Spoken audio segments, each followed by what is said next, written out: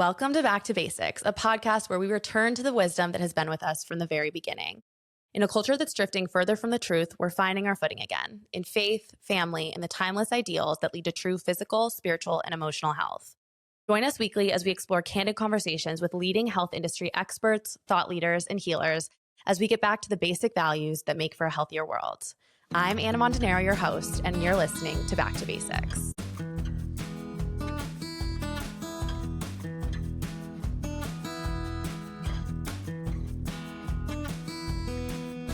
Hello, everyone. Welcome back to Basics. This week, we are sitting down with one of my girlfriends, Callie Ban, and we're actually going to talk about politics today. I had teased that this episode was going to come out on Instagram and got a lot of people in my DMs being like, yes, this is needed.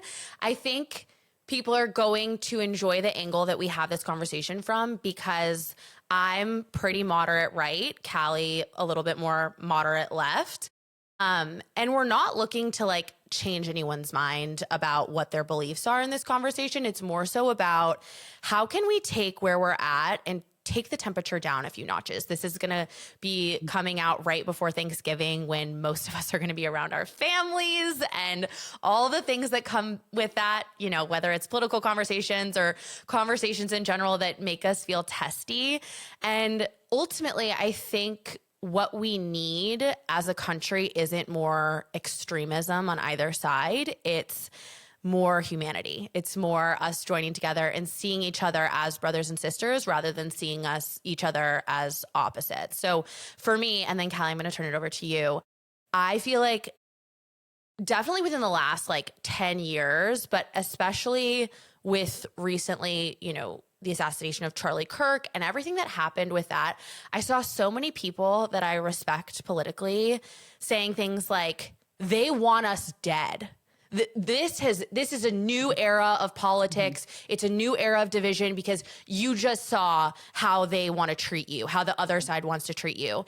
And ultimately it made me be like, I don't think at anyone's core, some people are, not great, but most of us are very normal people who want very normal things for our lives, and we just disagree on how to get there. Mm-hmm. And when we think about it from that angle, it becomes so much less aggressive and so much less like we have to hate each other into believing what the other person believes. It becomes, hey, we can agree to disagree. Mm-hmm.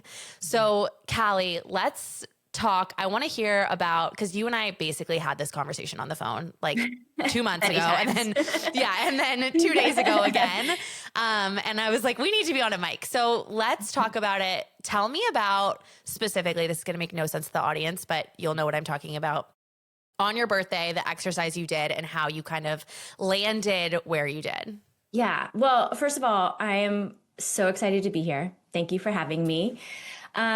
So I recently was feeling, I think, equally unmoored by the state of things. I think it's not an exaggeration to say that we are in an ideological war right now. And even doing this podcast feels like stepping directly into the lion's den because it's just so hot to the touch. But I'm on the cusp of my 36th birthday. And so I was having one of my quiet times in the morning and felt this prompting to write down the 36 tenets that I hold to be true at this stage of my life. And honestly, it was such a phenomenal practice. I could not recommend it more. But the second thing that came up on the list was, I know so little. I have so much left to learn. And I think that when it comes to American politics, we forget how much is required to be a true subject matter expert on anything, let alone something that is so wildly in flux and changing every minute of every day. And so having a beginner's mindset really to all of life, I think is so paramount when we are moving forward with these conversations. because that list of 36 things, 36 years from now, I will look back on, and some of them I'm sure I will still wholeheartedly agree. And others I'm going to be like, that was so wild that Yeah. I thought that. Yeah. You know, Yes. every time you read, for me at least, if I read a journal entry from 10 years ago, I'm like, "Oh, whoa, who Who was is that? she? Who was that girl?" And I think opinions are something that are meant to evolve. That means that we are doing our work as humans to continue learning and changing as we go. So when we cast people's identity on opinions, on things that by nature are meant to change, it inevitably leads to tribalism. It Mm. leads to you are this instead of you are a human who right now thinks this. And I think that what happens is that we approach things with this combination of certainty mixed with fragility.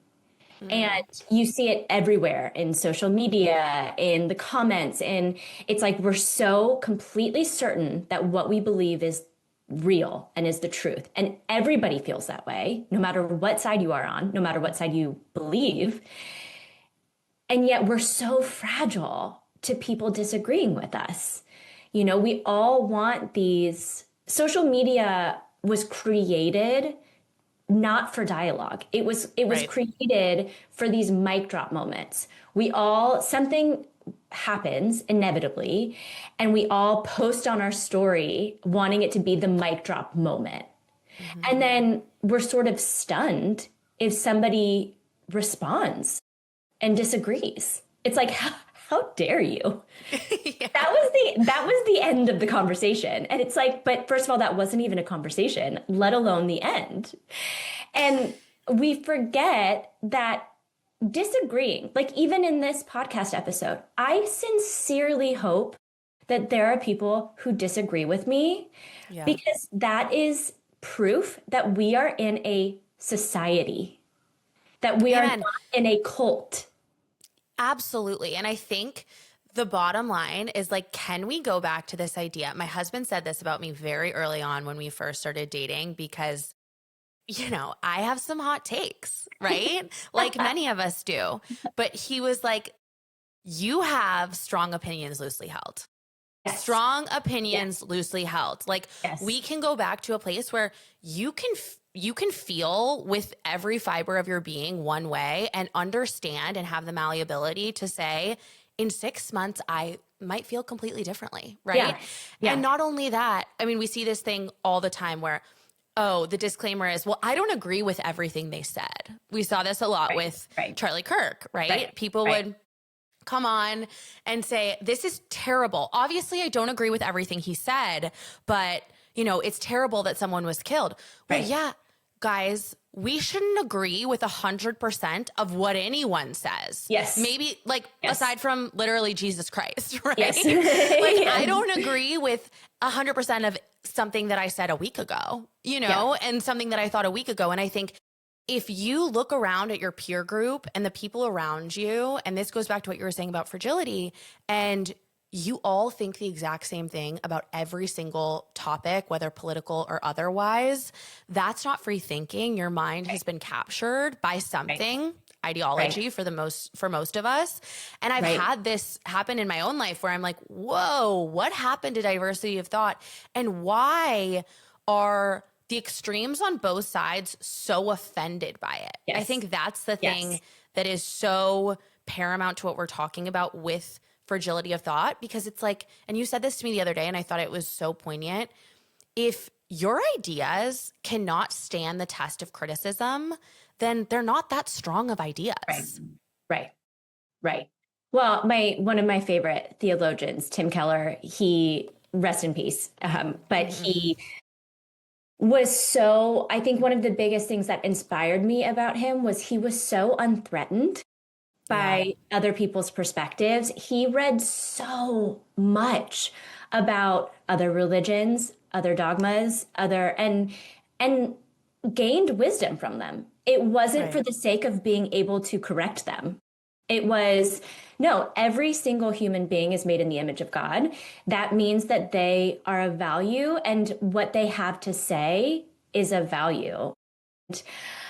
I mean, to go back to Charlie Kirk, if we're going Yeah. straight in the lion's den, Let's do it. let's do Yeah. it.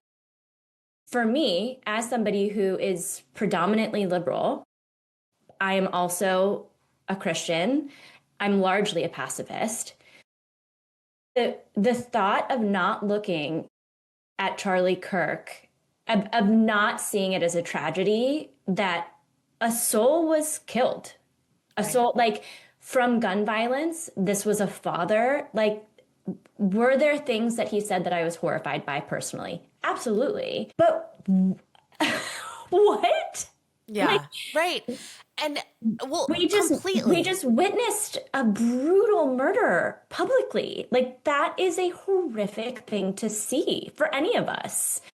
And something that we're not trained for, right? Like something Yes. that the Yes. normal people walking around every day, like, sorry, our brains are not supposed to see someone murdered execution style in front of Right. Right. thousands of people over and over. Yes, young Yes. people over and Yes. over again on a loop on Twitter, you Yes. know? So, yeah, sorry, I interrupted you. Keep going. Oh, no, no, no, no. 100%. And people are like, well, then what about the school shootings? And I'm like, yes. And those two. And those Terrible. too. Yeah. Yes. And I think that one of the things that is so tricky about it is that we think like, well, we have to wear this badge of like who we're representing. And that's where we have to be willing to step outside of tribalism and see like before we are Democrat or Republican, we are human beings. Yeah. Like that is first and foremost. And I think culturally, we value information and being informed more than we value action. And we conflate the two. We think that to be informed is to do the action, when I think the reality is our nervous systems were not meant to see the worst thing happening in the world at every moment of the day. Yeah. And I think it is part of what has turned the temperature up so much, and part of what has led us to thinking that the world is worse than it's ever been, when it couldn't be further from the truth. Agree. That is 100% agree. that is the opposite of the truth. Like, can you imagine if there was social media in the age of gladiators? No, I mean, In the truly age of though. slavery?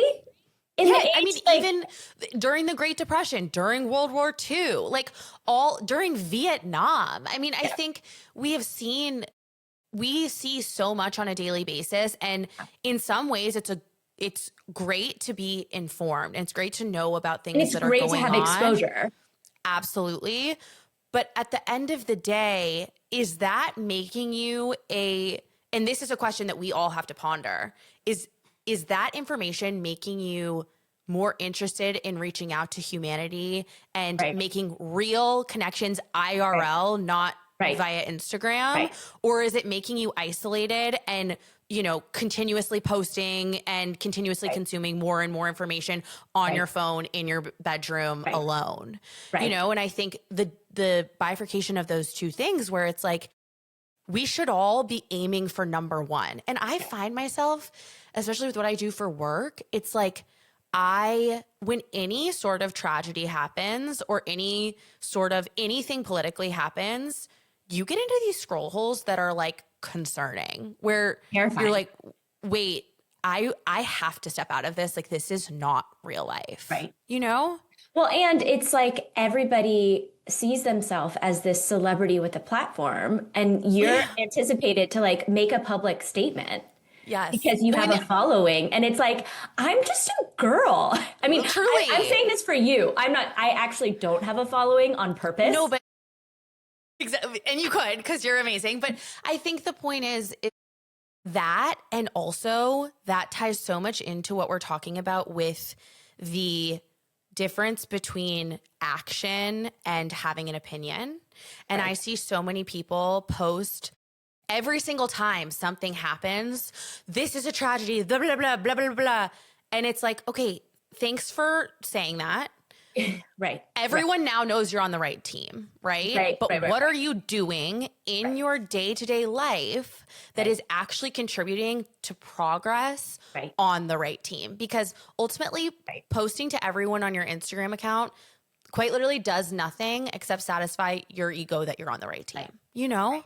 Right. And I think if you are somebody who claims to be of faith, particularly the Christian faith, the Bible does not say, vote for the person who will feed the widows and orphans, who will take care of the widows and orphans. It says you take care of them. That is your job. I am not by any means saying, don't also vote for the person that you think will take care of them. I vote for them every single time passionately. I'm passionate about my political beliefs. Yeah. And also feed my sheep. I am appalled. I am absolutely appalled that right now children's bellies are being used as political collateral. I'm horrified.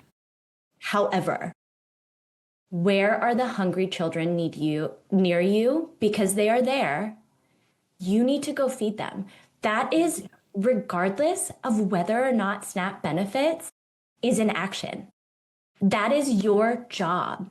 And I am married to the most generous human being on planet Earth. He's unbelievable. And we found out last December that a dad had passed away at our kids' school suddenly. It was absolutely horrific. And for the next 6 months, every single Saturday, my husband spent his day cooking food so that we could take it over, so that Annie and Benny would have some warm food that she didn't have to think about making. Those are my politics. Mm-hmm.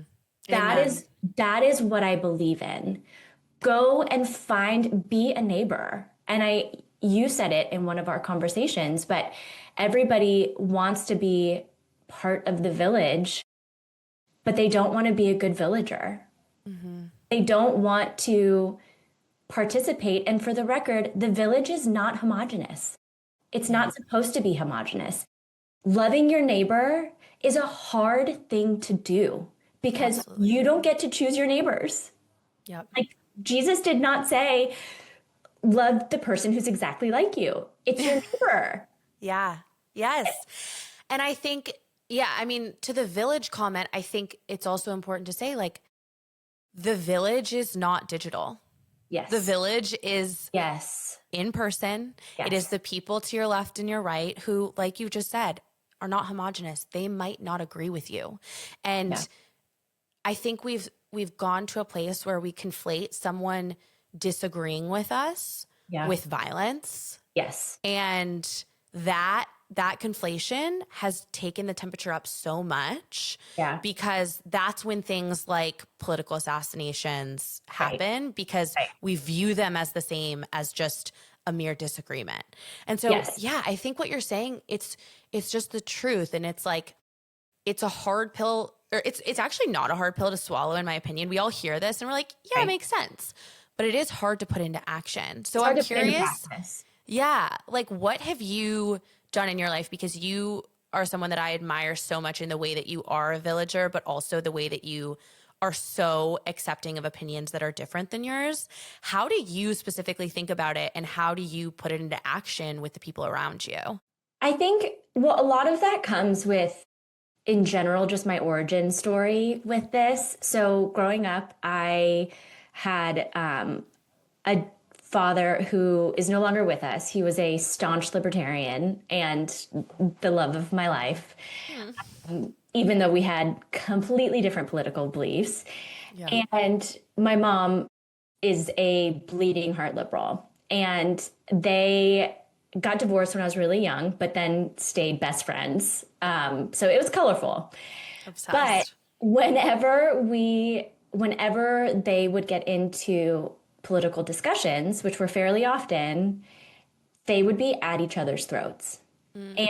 And it was so, from a young age, I just have been innately an observer. Like I really like to stand back and see like, okay, what do I like about this? What do I not like about this? And sort of like piecemeal together my own little guide for life, I guess. And I just remember even from such a young age being like, this is so unproductive. This is so counterproductive to the values that you are both fighting for. Like, if the values you are fighting for are based in kindness, but you are not fighting kindly, then what's the point?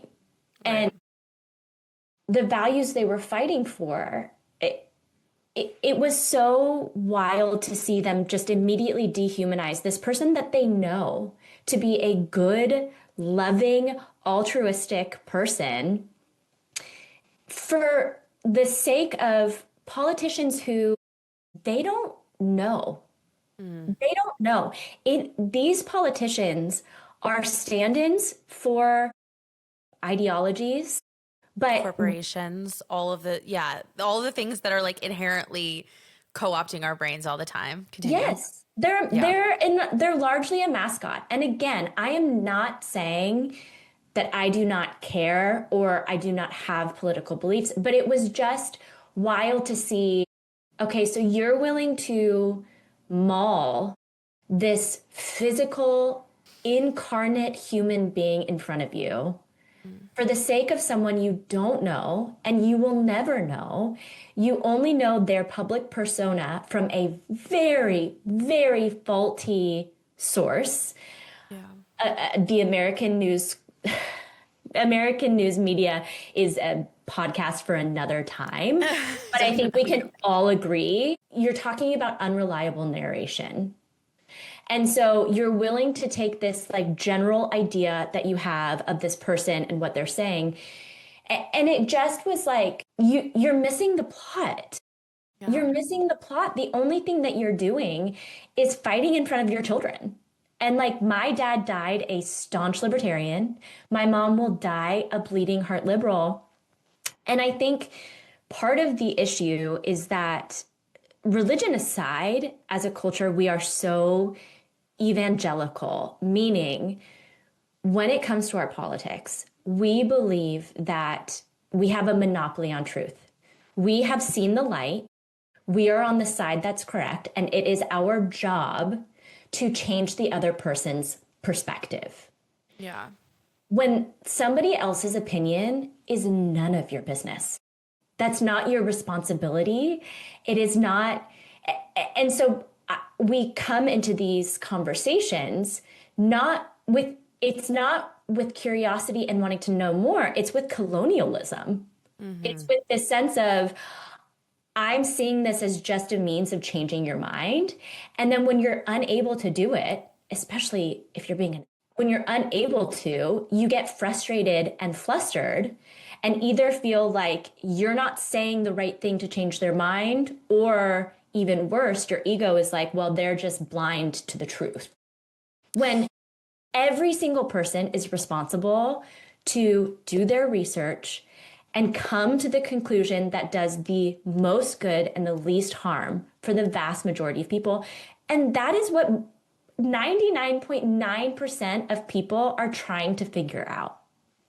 100%. And I said this to you like a couple months ago. I think the reality is that most of us are all the same. Like, Yes. we want to Yes. have affordability in our lives. We want to be able Yes. to afford healthcare and a home and to send our kids to school. We want Yes. safety in our communities. We want, to be able to walk out the door without worrying about what's going to happen next. We want our kids to be able to play on the street without worrying about it. Yeah.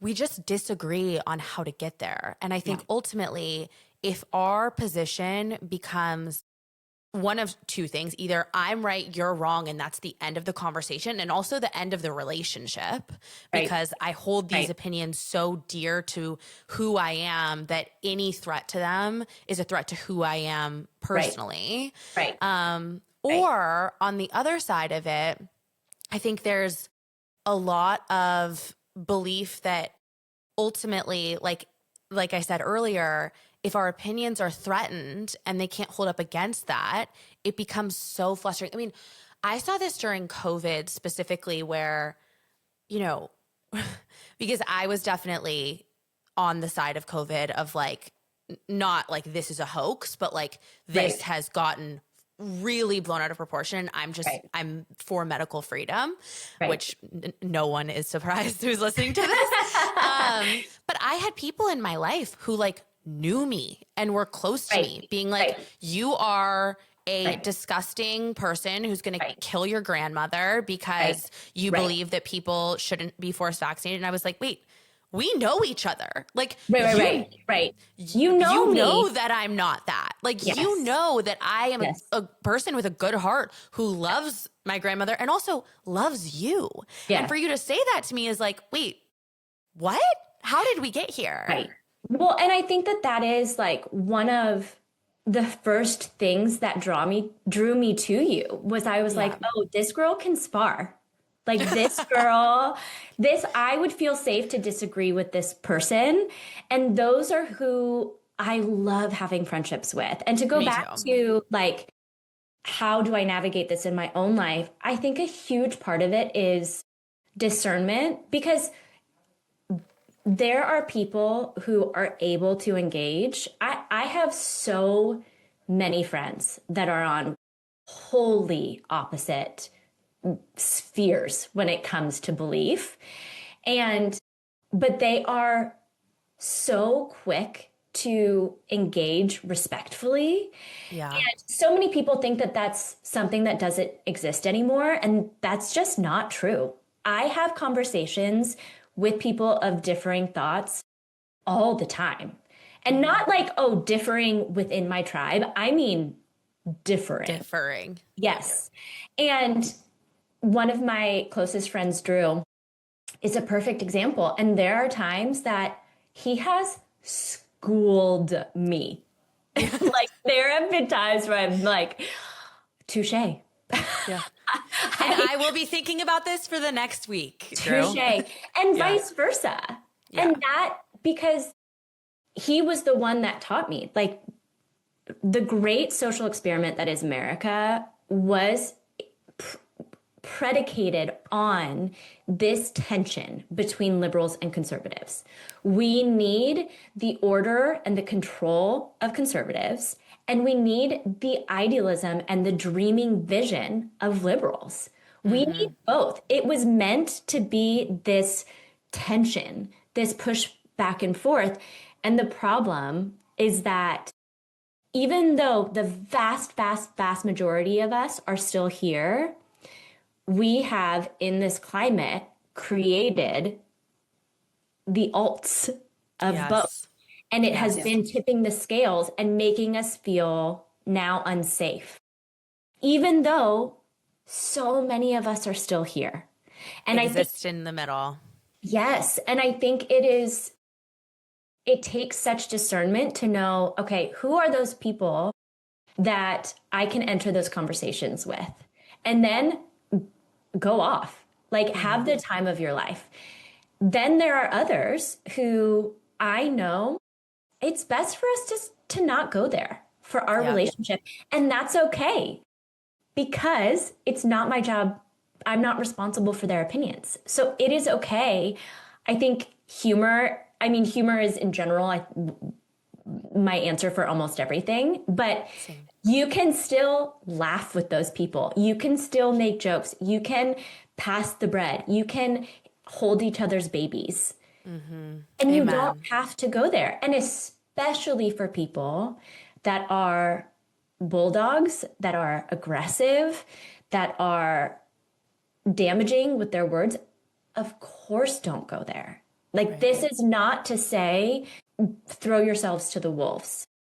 But it is to say that we are in the bunkers and we have to do the very, very vulnerable work of stepping out of the bunkers and meeting in the middle. Sorry, go ahead. It's not easy. And there will be times. I last November, I got into a little bit of a tense exchange with a friend. And I basically, in lieu of loving my neighbor as I love myself and trying to treat others the way I want to be treated, I sort of relinquished. And I was like, you know what? You're so right. I did assume a lot of what you believed. Let's talk more. Can you tell me more about it? And she didn't want to. And it was so painful. Like, it was so hard. I was left out of the bunkers in the middle being like, all right, well, okay. I guess I'll just like walk back in and, but I am not responsible for anybody else besides myself. So I have to act in accordance with my values and let other people do whatever they will do. Absolutely. And I think the more that we can approach these conversations with true, like, love and reverence for people, regardless of how they respond to what we're saying, yes, the more poignant those conversations are going to be. I think the best example is, okay, do you think that a white supremacist joins the KKK because they hate Black people or hate minorities? Right. I don't think so. I think they joined the KKK because they found a group of people that is willing to accept them, that belonging. Is willing to love them. Yes. And we all need belonging.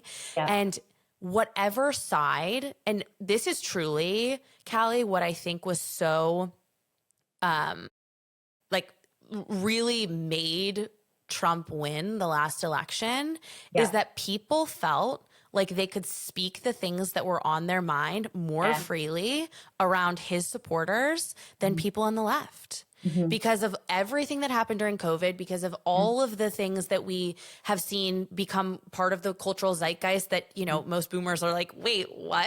Like, what are we talking about? Right. You know, when you feel safe to truly express who you are, people felt that seen. moves.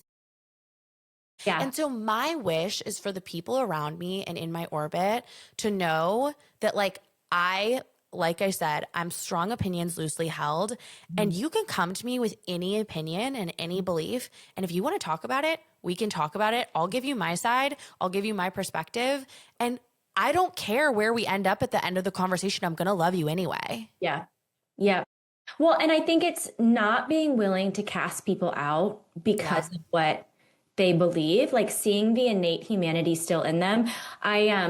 At my work conference a couple of years ago, there was this man, and I'm completely blanking on his name, but he is a Black man, and he has spent his life befriending members of the KKK. And Obsessed. when I was weeping. I had just found out that I was pregnant with Percy, like had a boy in my tummy, and I was just seeing this man, and it was like, healthy masculinity. Do you want to be my son's god? Do you want to be my son's uncle? I'm obsessed with you. Can he call you Papa? Literally.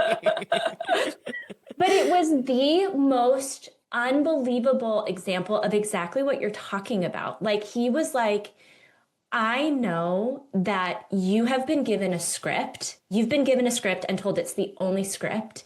And you just don't know that it's not the only script. And you just are a human being that needs love. Yeah. And like he has this collection, it gives me the chills. Every time a KKK member basically repents, they have given him their hood as this sign of like relinquishment. And so he has this whole collection of them. And like one of them, they got so close that the fiance, her dad wasn't willing to come to the wedding. I think literally because there was going to be a Black man there. Wow. And she asked him to walk her down the aisle as the stand-in. Like, it is if that is not the gospel of Jesus Christ, I don't know what is. And Amen. that's the whole point. There's okay, we can cut this out if we need to, but there is this passage. So I know I've talked to you so much about Thomas Merton. He was a Trappist monk who's like one of my biggest heroes. But basically, his conversion story happened when he was like standing on a busy street, and all of a sudden, he just saw it was like he was given the actual eyes of God to see all of these human beings the way that God does. And he was like not religious before, like, this was not a Wow. normal thing. Um, and he says, it's very short. He No, this is says, perfect. in Louisville, at the corner of 4th and Walnut, in the center of the shopping district, I was suddenly overwhelmed with the realization that I loved all those people, that they were mine and I theirs, that we could not be alien to one another, even though we were total strangers. It was like waking from a dream. This sense of liberation from an illusory difference was such a relief and such a joy to me that I almost laughed out loud. I have the immense joy of being a man, a member of a race in which God Himself became incarnate. As if the sorrows and stupidities of the human condition could overwhelm me, now I realize what we all are. And if only everybody could realize this, but it cannot be explained. There is no way of telling people that they are all walking around shining like the sun. That is, I'm going to cry.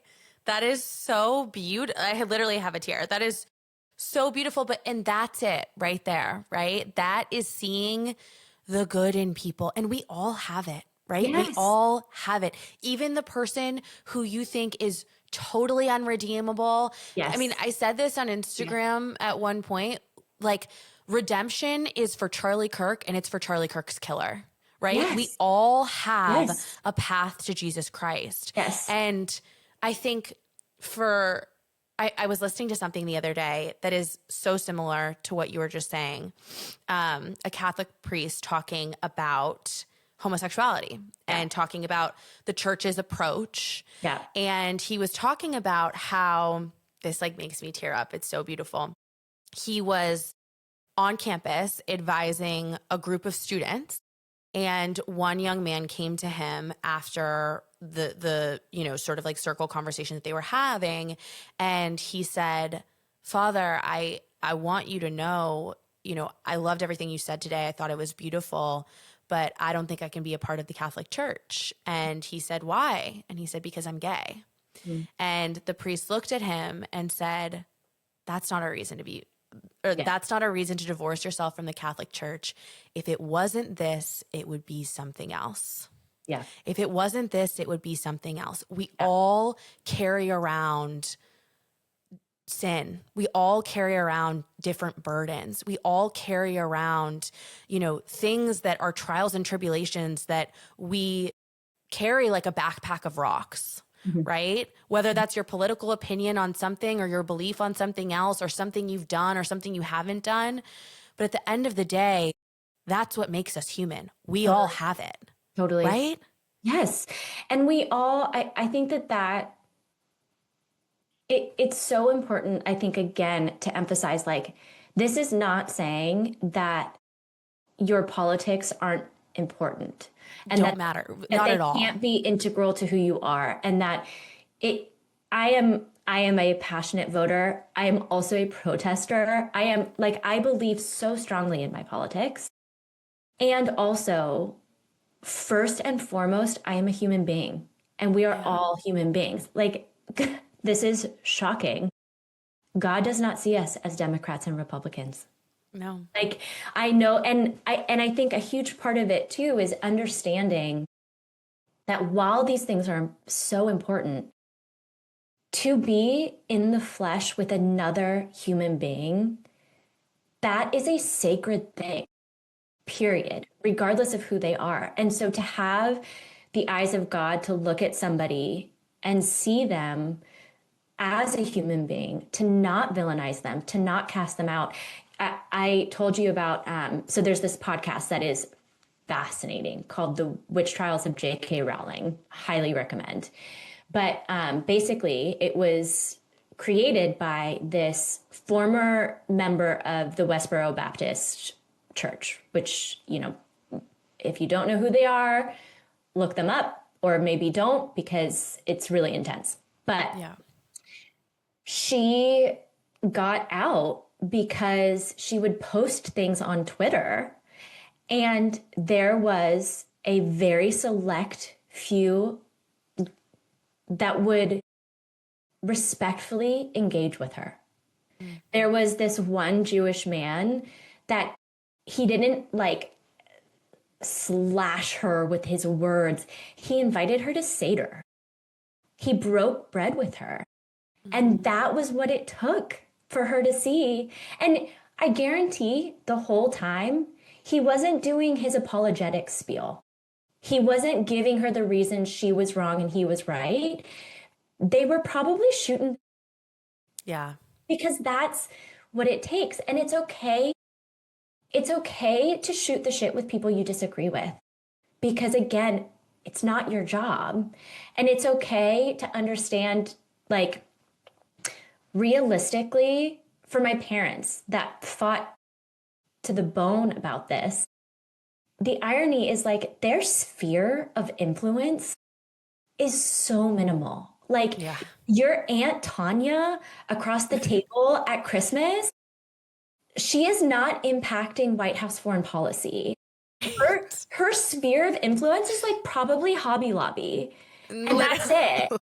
Like, so Yes. you don't, it's okay. And even if it's not, it's still okay. Because at the end of the day, like, we are all going to die one day. Yeah. We are all going to die.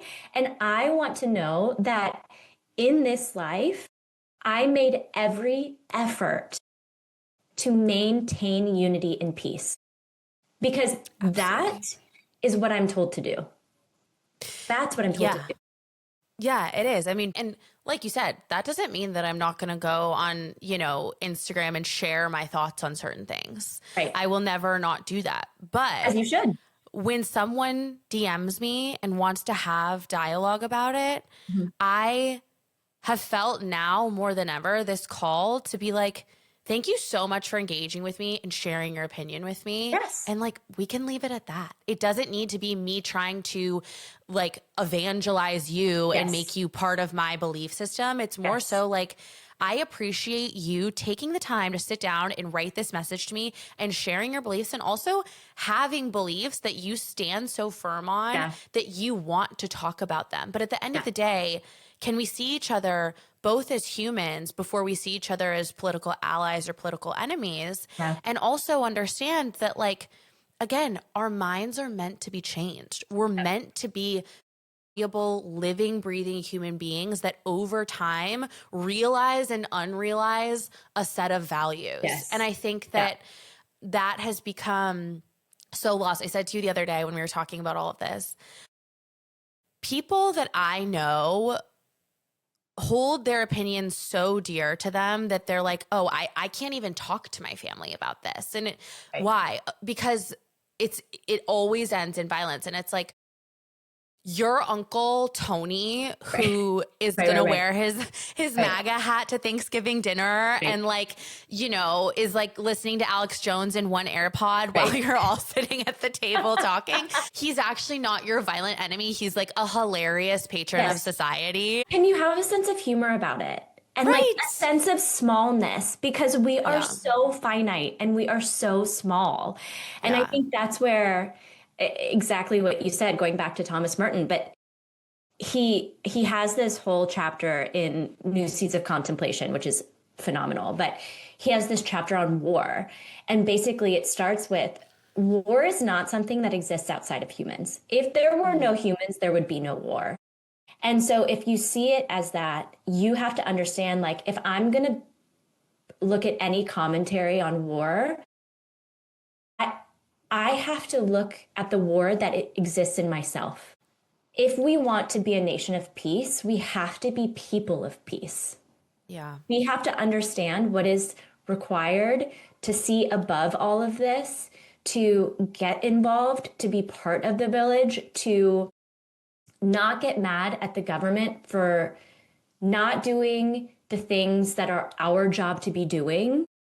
And that's for whoever is in the presidency. Because Yeah. also, like, spoiler, if you look at the New Testament alone, politicians are certainly not the ones that save the day. No. They do Quite literally. not, they do not get a good rep. Will I always vote for the one that says with their words that they're going to do good things? 1000%. Is my paramount hope in them? Never. Because they're Yeah. also just a Yeah. person of Absolutely. incredible influence and power, completely. But they're fallible and and I think too, when you were talking about people in your DMs saying something, I think that it's so important to understand that every human knows different things that you don't know. And I think Totally. we're so quick, fake news has become so corrosive, both in actuality, but also in our understanding of other people's perspectives, because we'll cast off a person completely because we say, well, their news isn't accurate. Mm-hmm. When that's not true. I mean, some of it completely may be true, but you Yeah. have to have the humility to understand. It's almost this idea of like, I know that my news, there's some fake news, but I'm able to parcel out what's true and what's not true, and they're not. And Right. it's like, no, no, no.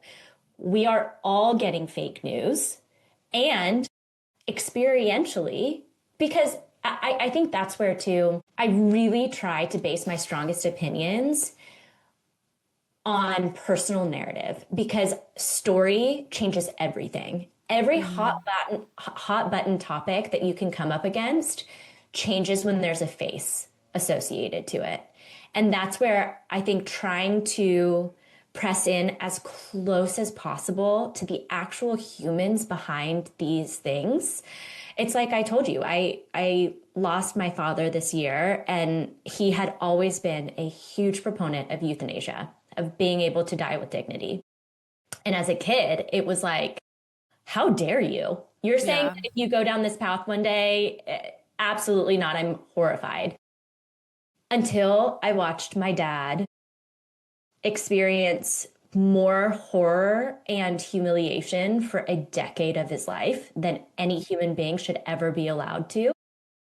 And everything changed because of lived experience. Totally. I have a friend who's in the military, and he was gearing up for a deployment a while back, and to the Middle East Yep. to basically, fight ISIS, right? Intense situation. And I said to him, I was like, do you feel, I mean, you have to feel some sort of like hatred in your heart for these people in order Right. to Right. go hunt them, Right. basically. Um, and he looked at me and he said, not at all. If anything, I understand them. And I was like, what do you mean? And he goes, because if I had been born and grown Yes. up in the part of the world that Yes. they were brought up in, I Yes. would be ISIS. Yes. I am the Yes. American version of ISIS. I'm an evangelist for the Yeah. American way of life, for democracy, for Yeah. capitalism, for freedom. Yeah. And I feel the way about my culture Yeah. as they do about theirs. Yeah. So all I can say is no hatred. It's real, recognized real. I Yeah. get where you are coming from. Wow. And so I think that sort of like Wow. stepping out of the box and being able to say, Wow. I don't hate you at all. I Yeah. understand you. Yeah. And I appreciate Yeah. how passionate you are about your beliefs. I might disagree with them fundamentally, Yeah. but you and I are the same much more than we are different. Right. Right. Well, and I think that that's where, when you look at a topic like abortion, it is so hard because, again, we used to see it as Republicans are on this side of the mountain, Democrats are on this side of the mountain. We're both trying to get up to the top of the mountain, which is human flourishing. How do we get there? We disagree Right. about how we get there. And abortion is such a prime example of, because no one can move productively in a conversation that's loaded if they don't feel like the other person thinks of them as a good person and has respect for their opinions. And so with abortion, you have one side that hates women's bodies. Then you have another side that are baby killers. Yeah, that hate babies That and are baby murderers. Yeah. And I have been passionately on both sides at different times of my life. And I can assure you that neither of those are true. Neither of them are true. It's actually a scientific disagreement about when life begins.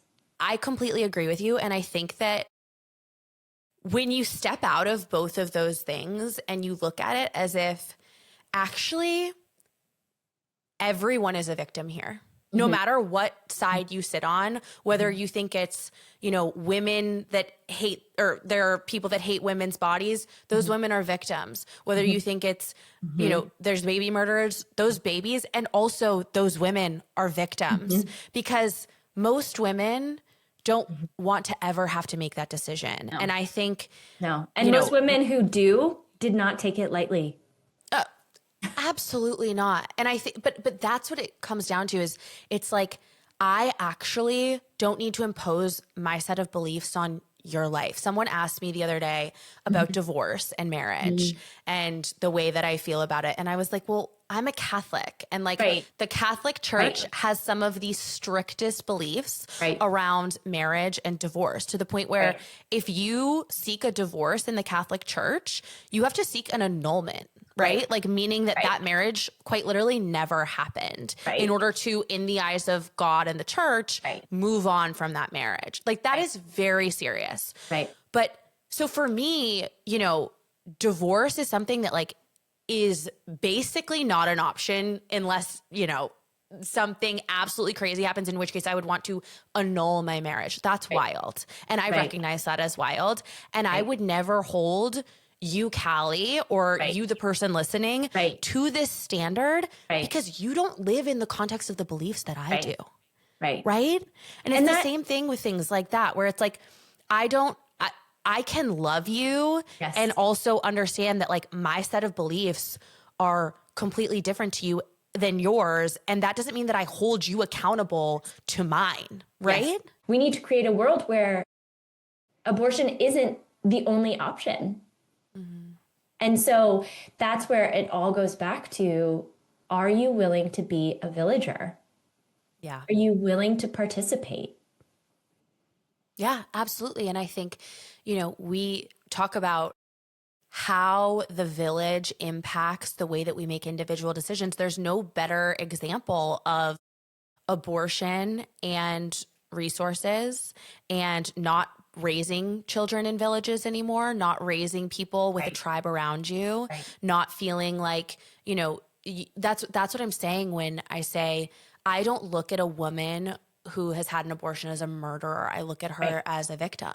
I look at her as someone that we did not support. And, my belief isn't that it's the government's responsibility to 100% support that person. I think it's the community's ability, or it's the community's responsibility to support that person. And we need to foster a world where we have a deeper sense of community. And that starts with approaching these conversations that we're talking about with love, with humanity, and with realizing I want to have a tribe. Like my dream, truly my dream. Commune. And I say this to my, yes. And my mom is the same way. I mean, my mom is like, she's the OG.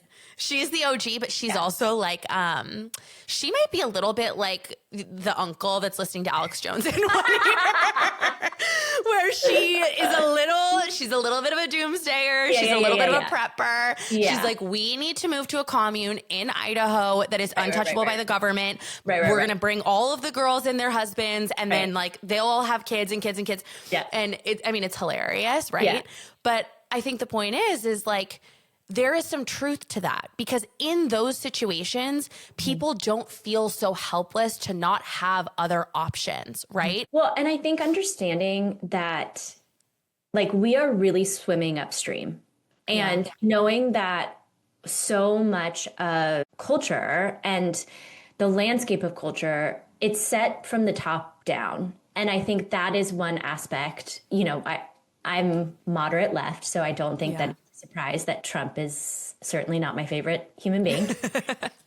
But there have been many other presidents who haven't been my favorite human being. But I think that something that we have seen is, to an unprecedented degree, the power of rhetoric and the power of how we speak to each other. That I don't think that there's anybody that's not concerned about the government right now, no matter what side you're on. I don't think that there's anybody, because the adults have left the building. And this goes from the right and the left. I am speaking to everyone. We have lost decorum. Like, one of my favorite examples of true leadership was, and I know you know about this, we talked about this, but when Bill Clinton took his seat in office and read the letter that was written by George Bush Sr., and it is one of the most powerful living examples of everything that we are talking about. Because it was wishing him well and saying, I hope that you do the good that you want to do in this seat. I know we don't see things the same, but I hope goodness for you here, and know that it's a really lonely place to be, and that that's normal and that's okay. If that is not leadership, if that is not humility, and that's where, when we see these Twitter wars happening between Gavin Newsom and Donald Trump, first of all, why? I know it's your teams that are doing this, but also get off Twitter. No, please. literally. You're busy. And I need to know that you're busy and that you're doing like really good work right now. And this is not really good work, but also the name calling, the belittling. Like, we're scared because we are kids. There's no adult. The babysitter's off the rails. Yeah, quite literally. It's like, I love that moment between Herbert Walker and Bill Clinton. And the other thing that I always think of, was it Walker? Was it not George Bush Sr.? Wait, it was Bush Sr. You're 100%. But isn't that George Herbert Walker Bush? Oh, I don't know. That is a name. George H.W. Bush, right? And then it was George W. Bush. You're like, I'm using his Christian name. I'm like, Herbert Walker.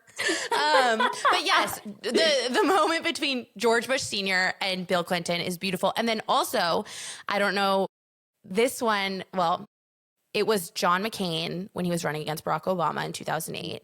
And they were doing a town hall, and a woman got on the mic and she said, I don't want these terrorists running the country. Right. And she's obviously very conservative. This is a pro-McCain rally.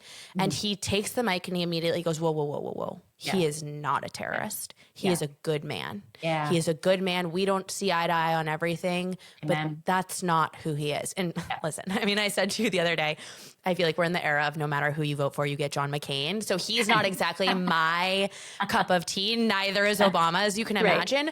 Right. But that's what we're going for. Yeah. Can we bring that back of like, that is like the name calling, the belittling, the constant wars, the mic drop moment that you were talking about. It's like, we gotta step off of that. And actually, I get that it's not as attractive as the other thing because it doesn't race your dopamine the way that absolutely dunking on someone does. But that's not healthy, right? Yeah. And that doesn't foster healthy relationships either in your tribe or also just like in your psyche. Yeah. Well, the whole reason that we got off on this was well, that's not true. We were talking about this long before, but There is an episode of 60 Minutes that you Mm. sent me. You were like, "Oh my God, you need to watch this as soon as possible." Yeah. And it's a segment on the governor of Utah, who has officially become like one of my biggest heroes. Uh, Obsessed. and a huge portion of it is his friendship with the governor of New Mexico. And when there was the shooting in Utah, the first call, and they're on completely opposite sides of the political spectrum. Mm. When the shooting happened, the governor of New Mexico was his first call. Yeah. Was the first call he received, checking on him. Are you okay? What can we do? Because like we are in this together. And this is not like this paltry kumbaya cry. Like this is such real stuff and it is of such paramount importance. We have to get through this. And there is no way to get through it unless we start to humanize each other. Yeah, absolutely. I couldn't agree more. Yeah, he also, this was one of my favorite things about that entire segment on 60 Minutes. The fact that when he was running his campaign, he didn't do any negative ads against the other person. Yeah. Instead, he reached out to them. And I think, is a Republican. He reached out to the Democrat running and was like, let's do ads together. Let's do this together. We'll have one part of the ad where I'm like, I think this. And then you show what you think. Yes. And then we come together and we're like, but listen, it's up to you. And we're not going to sit here and belittle the other person and make the other person seem non-human to you, because that's what fires up your want and need to get out and vote. That's truly not healthy. And we all have to adopt that. And it also, like, even just as you're saying that, it's like that in and of itself dignifies the American public. Mm-hmm. That allows us to say, those are politicians that believe that we have really good minds that can have critical thinking skills, that can hear two sides of an argument between two good politicians, and may the best human win. Yeah, like, and may the best ideas win. I think may the best ideas win. Yes, and I think that right there is like, we've also, and I think this is coming back. Like I said too the other day, we were talking about Mom Donnie winning the New York election. Right. I am whatever the opposite of a socialist, I'm that. And at the same time, I said to you, I was like, I actually think that this is good for politics in the long term, not in the way that it increases the temperature of, socialism versus capitalism and just increases the temperature overall, because that's literally quite the opposite of what we're talking about. But it does this thing that I think Republicans figured out with Trump of like, oh, you actually have to run on something, not just the stale party lines that people have towed forever. It's like, you need to talk about tangible things that you are going to do to help the lives of Americans today, because you as the government, you work for us. Yeah. You work for us. And we have to empower. Need. Correct. We are in grave need. Dire need. Yeah. It is not. I think that that's where so much, for somebody who really has a lot of respect for Obama and loved a lot of aspects of his presidency, there was an entire people group that they were not heard, they were not seen, and their needs were so real. And that was who Trump spoke to. To be impoverished in this country is very, very hard. And I wholeheartedly understand. I am part of the ever decreasing middle class, which in American standards is unbelievable privilege. I understand that. I also understand what happens when you're broke in this country. And it is terrifying. Dire. Yeah. It is dire. And so these politicians, like, people are not voting for like mere ideologies. A lot of people are. A lot of people are voting for their life. Yes. They are voting, needing somebody to help them. Yeah. And someone said to me during the election when Trump won last year, which I thought was so poignant, and you mentioned this the other day too, when people are living in poverty, in the United States and they feel like every single day of their life is like a war zone, Right. they don't care about social issues. They Right. don't have the capacity to vote on Right. social issues. Right. That in and of itself is a privilege. And that doesn't make you like a selfish, racist bigot. It just makes you someone that wants to feed your family. And one message you heard made you think that that person was going to be able Yeah. to do it. And the Yeah. other message Yeah. made you confused, Yeah. right? Yes. Yes. And I think that that's where too, understanding that the vast, vast, vast majority of us vote for the person that we think will do the most good and the least harm. When Trump was elected last year, I texted an uncle on my husband's side, and he's like the lone, the lone Trumper of the family. And I said, I really, really hope that you see something I don't. Because, and that I could Like not genuinely have though, that was not a catty comment. You were genuinely saying that. he is in office, so I pray to God I was wrong. I also know I am not qualified. I am not.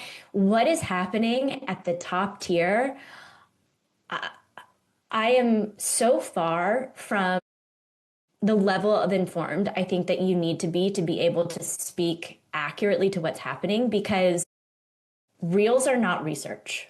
Reels are not research.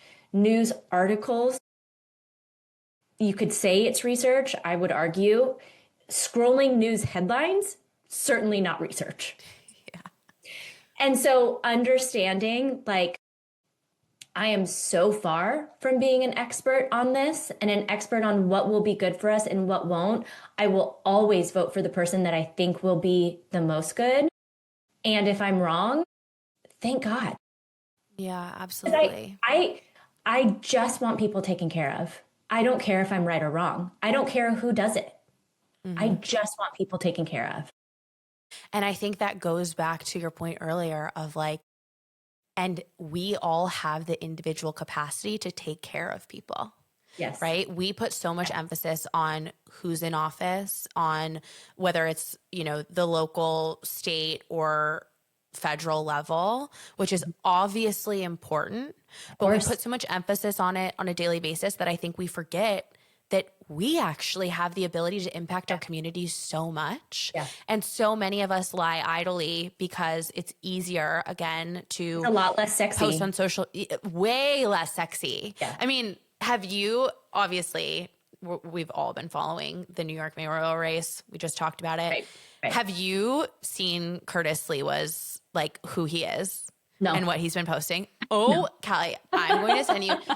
He's this lifelong New Yorker who started this foundation called the Guardian Angels.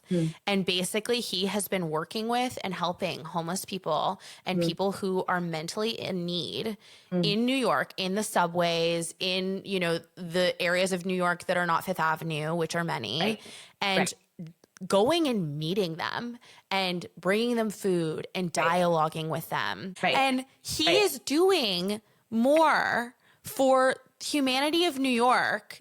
And, sorry, Andrew Cuomo, who, is status quo, wants things to stay the same, which I understand. He's like the classic party line Democrat. But what I'm saying is, like, let's take that approach. Let's take the approach of, like, we are going to make a difference in our communities in a way that really matters. And you don't have to post about it. You can just do that and see it change the life of one person or maybe two or three people, and have that be your sense of validation rather than having internet strangers validate you. I think that's exactly what I was going to say. Is I feel like this is not me being prescriptive. It's just like purely sharing what has worked in my experience. Just start somewhere. For what it's worth, my husband and I take very few things like very seriously.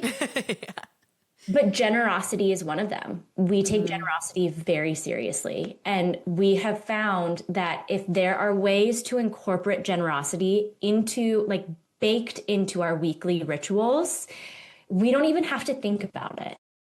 because at the end of my life, I want to die knowing all of my resources, my body, my time, my brain was used for good. Like that, I need to take a break, like step away from this little empire of my own life that I think I'm building and return to the fact that this story is not a story about me. It's not a story about my success. The least interesting thing about me is how many people liked my story or liked my last post.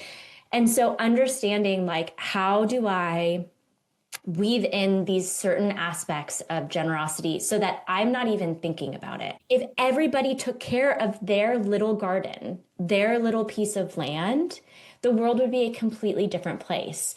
And I think we like to see things with like biggest impact. That's not actually going to shift the tide. And so if you feel helpless, like pick one small thing and do it every week. Give $10. Like it doesn't have to be a lot, but just starting somewhere and baking generosity into the fiber of your daily life will help you to feel like you're not just passively angry.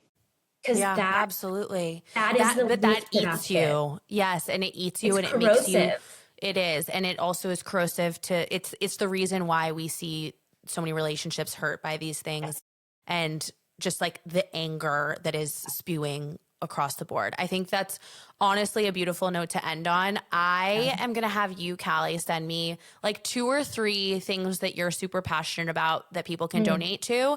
I'm going to put a couple of my favorite below one in the show notes. Watch them be in like stark opposition. Ben, They're you know not. what? They're That not. would be perfect. That But would be that would be perfect. perfect. Yes. Anything else you want to say, Cal, before we leave?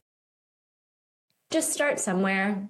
Yeah. Start somewhere. And as much as you are able to bring laughter and humor into all of this, I hope this conversation just makes those holiday tables like 15% kinder and Yeah. easier.